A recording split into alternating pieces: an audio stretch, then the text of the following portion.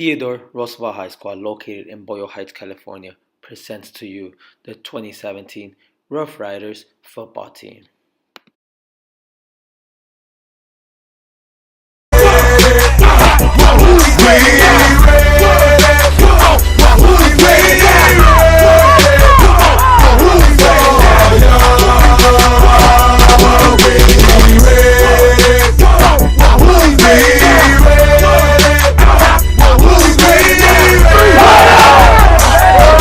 My name is Ricardo Cepeda. I'm the head coach here at Roosevelt High School. I'm an alumni of Roosevelt, class of 1997. I'm also an alumni of Cal State Dominguez Hills of 2005. Go Toros. Cepeda's roster was the youngest in Division II, with 11 seniors, 15 juniors, 10 sophomores, and 1 freshman. With a young roster, not only the help of the coaches, but of the upperclassmen, such as Isaiah, was going to be crucial in the success of the team. Okay, so there's many ways I help the other athletes.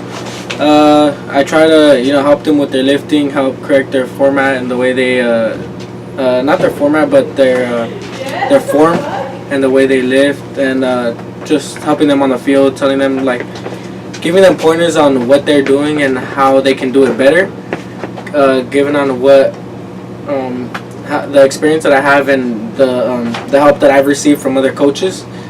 Another thing that I do is just tell them everything's okay. Just helping them calm down and getting their minds ready for the game. That's basically it.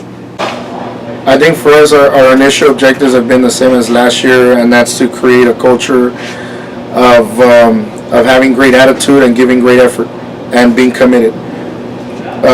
We actually changed our logo, the Roosevelt logo. We went back to the traditional R, and we added 2 swords to the bottom of the R.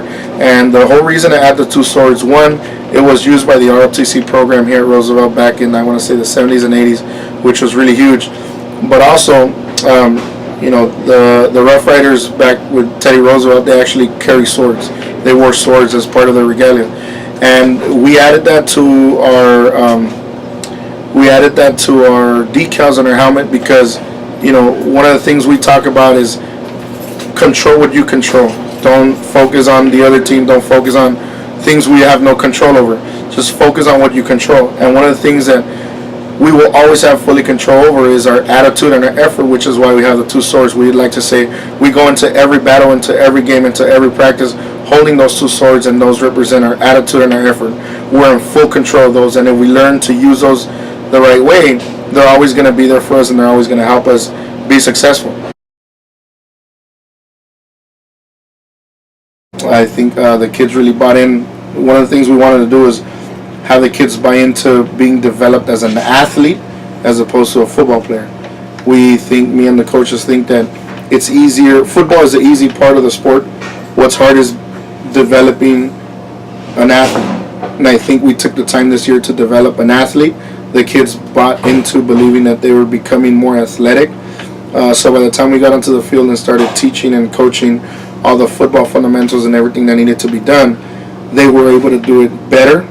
They were able to be a little more consistent.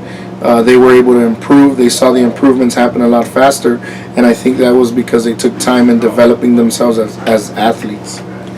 In my opinion, the reason for the team's success, everybody does a really good job.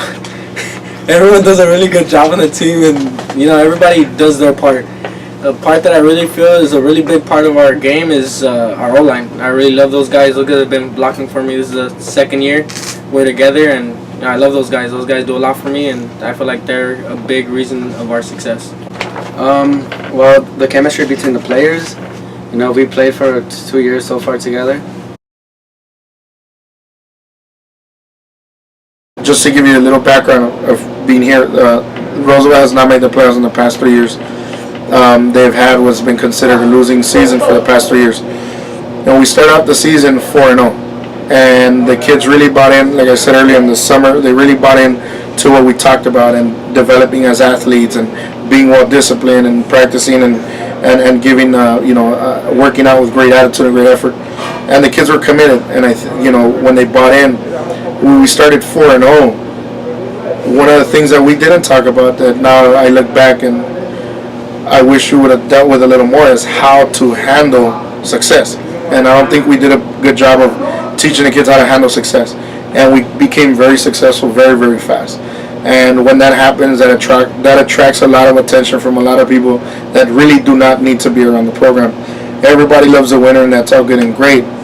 But when the winners stop to focus on winning, it becomes a situation where it'll get in the way of you winning, and that's exactly what happened to us. After going 4-0, we went 0-5, we had some really good games that we still were not able to overcome, and I think part of it was the kids didn't really know how to come back from being down. We've been up so much so early on that they didn't understand or they didn't know how to come back from that situation. We did start talking about that. I want to say week 9, the week we had to play in the East Los Angeles Classic, and we talked about being able to come back from something like that, and how to practice and how to play with a little more grit. I showed them a TED Talks video about grit and what it means to be gritty and how not to give up and how to persevere and do things like that. And they bought into that, and we played a great game against Garfield, although we didn't win. I think we started off great. I think we made a pretty decent comeback defensively, and we just couldn't finish off. But I really like how that carried over to the next week. How well we played that game carried over to the next week, which is why I think it helped us beat HP.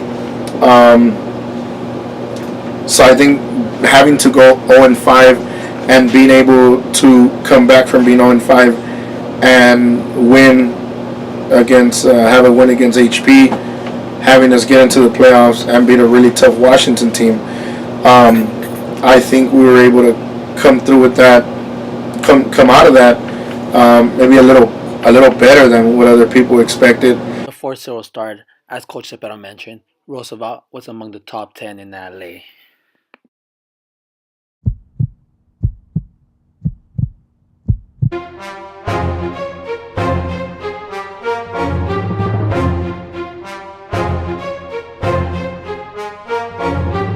The East LA Classic, almost 100 years of tradition, is the best of East LA versus the best of Boyle Heights. This time around, Garfield came victorious with a victory of 34-14.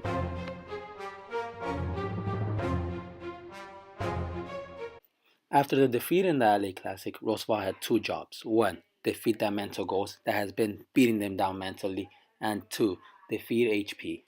On November 3rd, HP went on that field fresh-minded, defeated HP 28-18, and qualified to CIF.